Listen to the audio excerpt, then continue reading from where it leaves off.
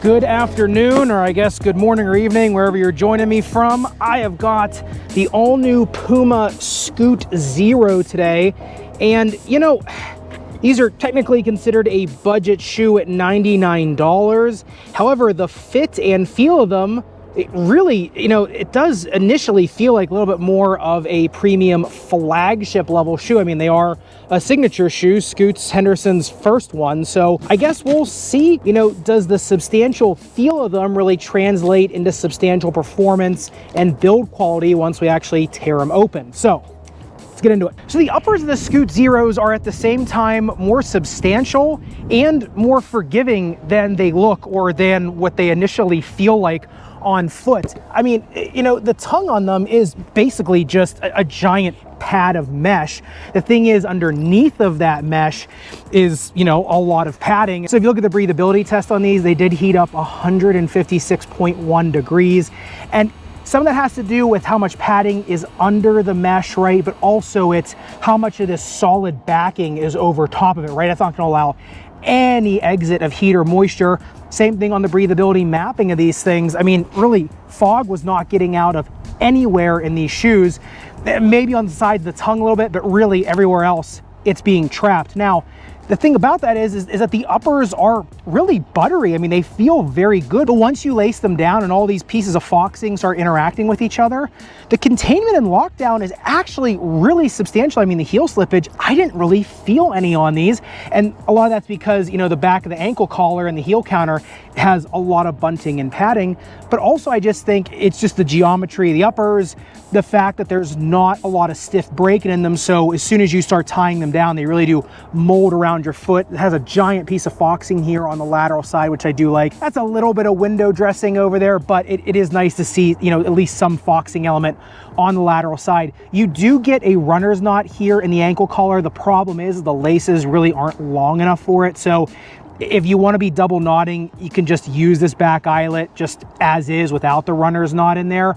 And your heel slippage should be pretty minimal as well. The only thing is on the upper durability test, 10 seconds highest grit sandpaper, to quote Kevin McAllister, Scoot, your uppers, woof. You're gonna pay a price, right, for the containment as well as the feel in these uppers. Something's got to give, and in these ones, it's going to be the upper durability. The burr just works right through this. So if you're dragging and sliding on an outdoor court, just get ready for these to start ripping through pretty quick. On an indoor court, I think they'll be okay for a while, but still I think you're gonna start to see some wear. But what they do lack in abrasion resistance, they definitely make up for in just the feelings of comfort as well as, I'd say, comfortable containment in the uppers.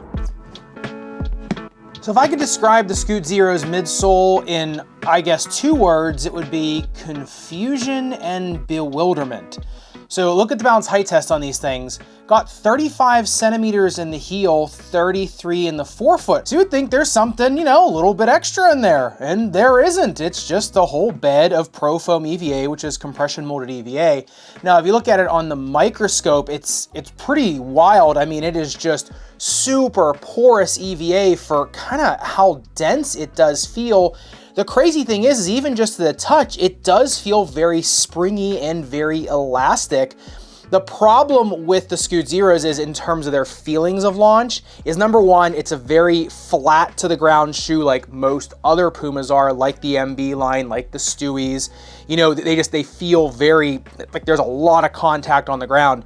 The shank, although it is double thickness, does cross a zone, is also bottom loaded, so much more of a stability focused shank.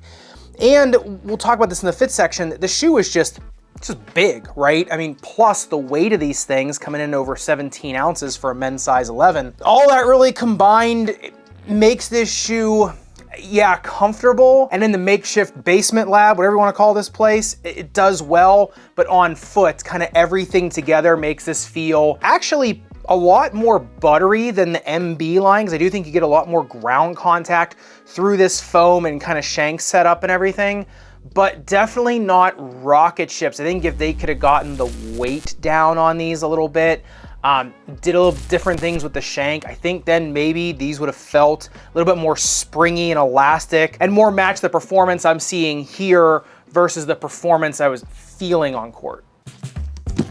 I'd say the most surprising aspect of the Scoot Zeros, though, is the outsole tread and its grip. If you look at the dirt right here in front of the camera, these things still do a really nice job planting into there. Even on dusty indoor courts, they do well.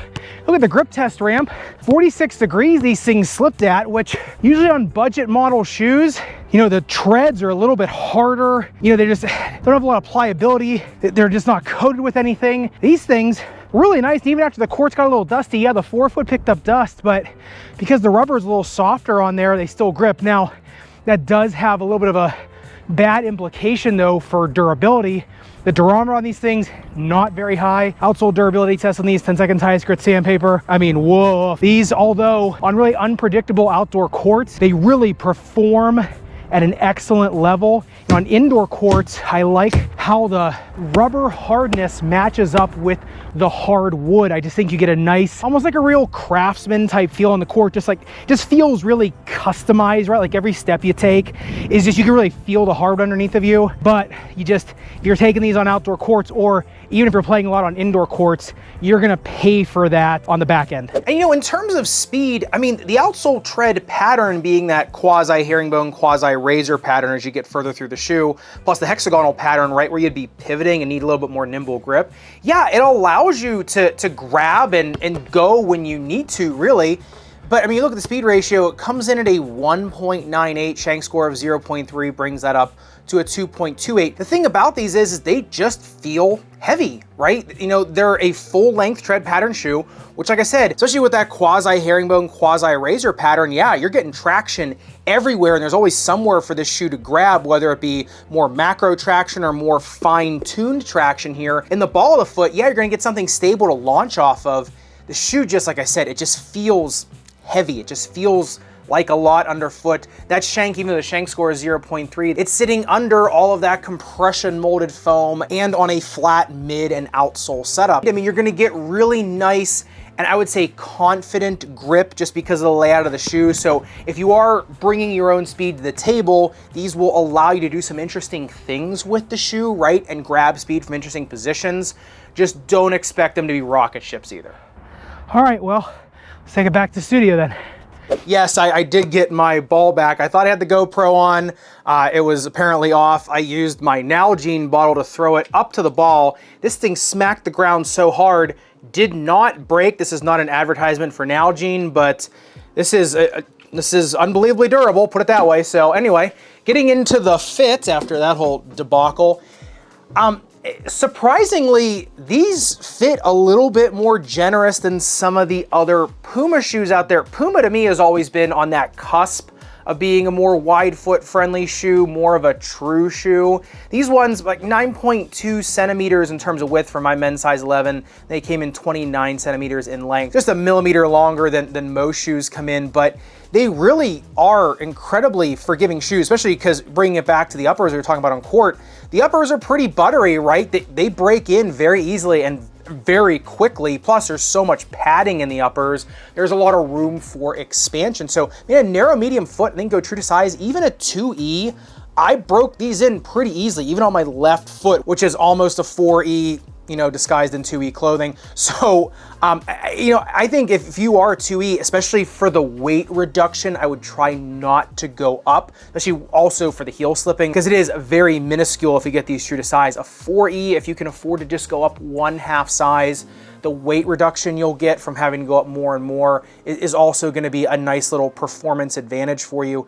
In terms of the snake bitten foot, yeah, the EVA it's forgiving. It's also, like I said, it's very elastic, right? So on some of Puma's shoes, it feels like there's just so much protection from the ground, whereas on these, it almost feels like you're getting a lot more ground feel. That's also gonna transmit into maybe a little bit more shock up your legs. So I think with a low profile orthotic, or, you know, really any orthotic in these, I think these really bump up to that good for territory, right? Because they are flat to the ground, the orthotic will sit really nice in there. Bottom loaded shank is gonna give a nice little insulation between the foam, your foot, the orthotic, and things like that. Anything really in the rear foot of the shoe, especially for more torsional issues, right? Like Achilles tendonitis, things like that, that, you know, really rear their ugly head when there's a lot of micro motion, especially with an orthotic in there because of how sturdy these are to the ground. you can lose a lot of that micro motion from the geometry of the shoe and then get the sculpting from the orthotic in there. And I think these really are a nice pickup. So if you already have the orthotics for a budget model shoe, I think these are one of the better ones if you are augmenting. And I know in this video, there's been a lot of pros and cons. A lot of them have swung very far in each direction. But I do think that the playability and the performance of the Scoot Zeros is really what is the best part of them, to be honest. They are what they are, put it that way. They're a very nice, crafty type shoe that they really allow a lot of, crafty footwork. That is the second time I said crafty in like 3 seconds. But it bears repeating, right? They're not rocket ships, right? They're not, the AG4. They're not going to protect you, right, from going up and down, up and down, up and down. They're not the Jordan 38, right, with that just really, unique type feeling underfoot. But they do have a very confidence-inducing low to the ground feel that allows you to have, a lot of feel on court, right? I think that's really the driving factor. It's the feel underfoot. It's, like I said, ability to create in these shoes, I think, is what the best part of these are. No, they're not going to help you, get up and down for rebounds 1,000 times. They're not the quickest things out there either, right? Like, they don't go coast to coast really crazily either. But in terms of creation with your feet and in terms of being able to have very nimble footwork for a shoe that is this heavy, it is a feat in and of itself. I think these are going to be a niche product, put it that way. I think there's going to be some people that absolutely love them, stock up on 1,000 pairs of them, and moan and complain when they change this in the next iteration. And there's going to be a lot of other people that think like, yeah, they're just okay, right? They're just a basic model shoe. I think if you got the right tools for them, I think they reward you a lot.